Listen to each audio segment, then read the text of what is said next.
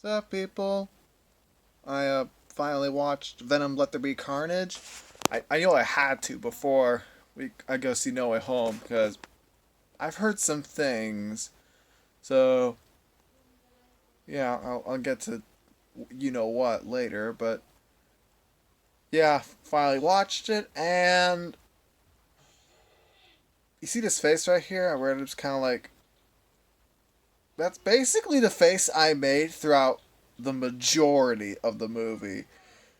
Like, just to recap on my thoughts on the first Venom, it's one of those movies where it's not good, where it's not a good movie, I don't think. I know a lot of people love it, and I'm like, why? It's just kind of a really bland movie with a really generic story. I will say this, it is a fun movie to watch. Like, Tom Hardy is a lot of fun there, so it's like, it's not good, but I still enjoyed watching it. I'm still glad I saw it. This was just kind of another movie. Like, Tom Hardy wasn't really as fun in this. Um, Honestly, I feel like all the thoughts, except for the last thing, aren't really spoilers. They're just kind of things to talk about, except, again, for the thing at the end I'm going to say. Um, so in this one, Eddie Brock has this whole thing with arguing with Venom, and I'm just like, oh, okay. I don't know, something about it isn't as fun as it was in the first film. There were a couple moments I chuckled, but not as hard as the first. I don't know, it kind of felt like they didn't really know what to do. This movie is pretty short, too, only like 90 minutes. It's a short movie, and it definitely feels short. You know, like at one point, around halfway through, Venom and Eddie Brock end up splitting up, and then they end up going back together, and it's the that I don't know. It kind of felt rushed. Like there wasn't even much character development in between. It just kind of felt like something that happened. That's honestly the whole movie. It's just something that happens. Apparently, this was directed by Andy Serkis. I don't really think he had much passion in this. The most passion I felt with this movie is definitely the CGI, making it look as good as possible, but that's about it. Speaking of, did I mention? I really thought this was R rated. I wanted it to be R rated, but nope, it's PG 13. I'm still annoyed why Sony can't just make it R rated. Like, Deadpool, Logan, Deadpool 2, Joker, like, heck, even Zack Snyder's Justice League, the Suicide Squad, like, they're all R rated and they're all loved. So it's like, how come you did just make this R rated? I don't get it. Like, it boggles my. I don't get it. Why this isn't R rated? Like, the action would have been so much cooler if it was gorier. Like, that's the same issue I had with the first film, and it stays here. Like, I'm seeing Carnage fight all the people. I'm like, okay, this is kind of cool, but then but then it's over, and I immediately forgot about it. So it's like, oh man, I just want more gore. But no, I guess not.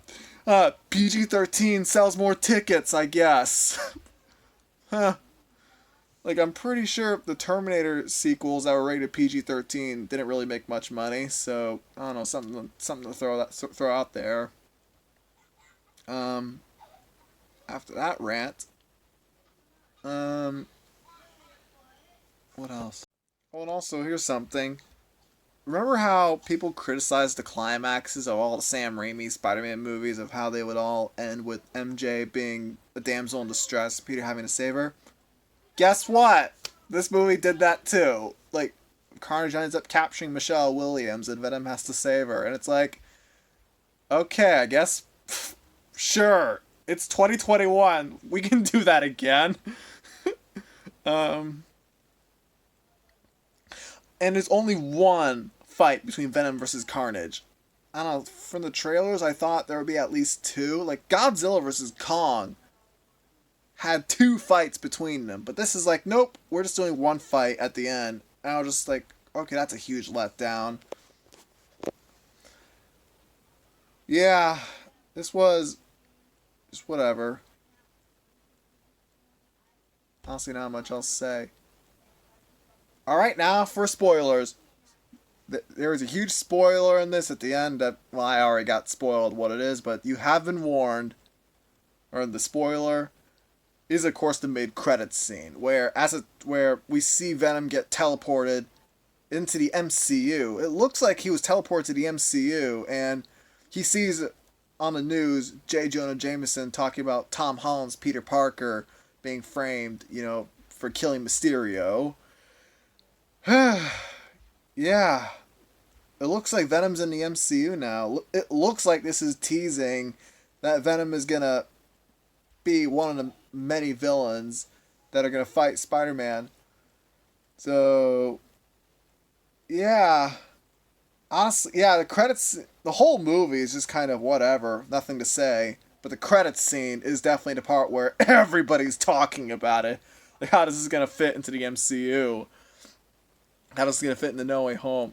Um, Honestly, I'm kind of excited to see him fight Spider-Man. Like, we've all wanted to see him fight him. Like, Sony's wanted to see him fight Spider-Man.